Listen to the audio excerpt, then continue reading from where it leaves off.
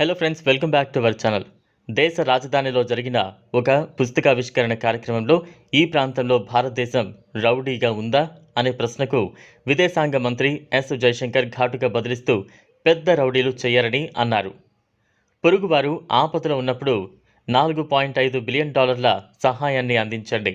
ప్రపంచంలోని ఈ భాగంలో ఈరోజు పెద్ద మార్పు ఏంటంటే భారతదేశం మరియు దాని పొరుగు దేశాల మధ్య ఏం జరిగింది?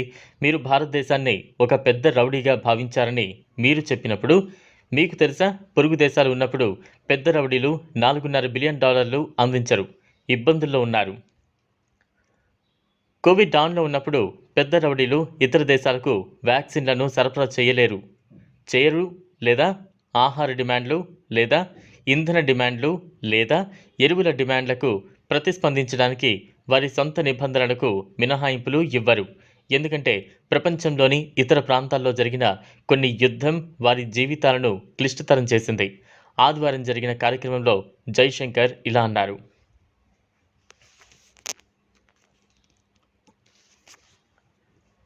బార్బుకు జైశంకర్ ప్రతిస్పందనకు సంబంధించిన వీడియో క్లిప్ సోషల్ మీడియాలో ప్లాట్ఫామ్లలో విస్తృతంగా షేర్ చేయబడింది. భారత్ మరియు దాని పొరుగు దేశాల మధ్య వాస్తవానికి ఏం మారిందో మీరు కూడా ఈరోజు చూడాలి. ఖచ్చితంగా బంగ్లాదేశ్ మరియు నేపాల్తో ఈరోజు మీకు పవర్ గ్రిడ్ ఉంది. మీకు దశాబ్దం క్రితం లేని రోడ్లు ఉన్నాయి. మీకు రైల్వేలు ఉన్నాయి.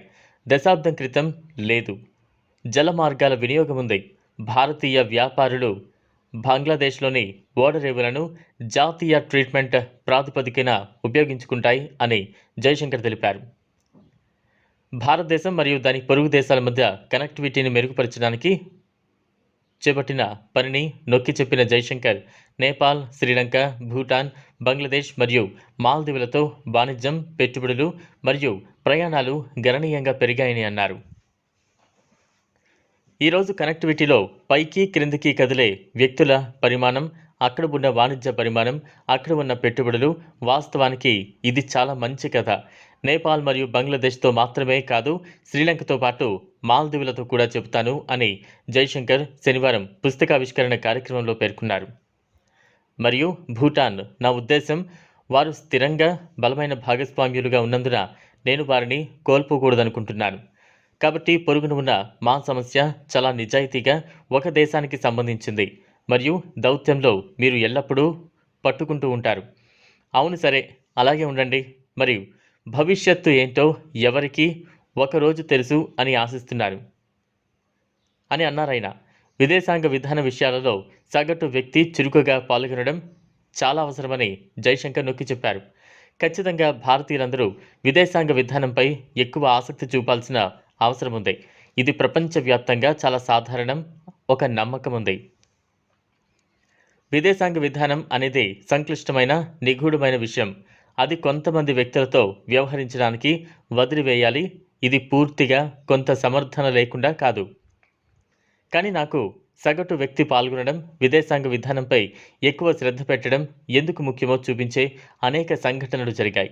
మరియు ఆ సంఘటనలో కొన్ని మీరు చూస్తే కోవిడ్ అన్నారాయన.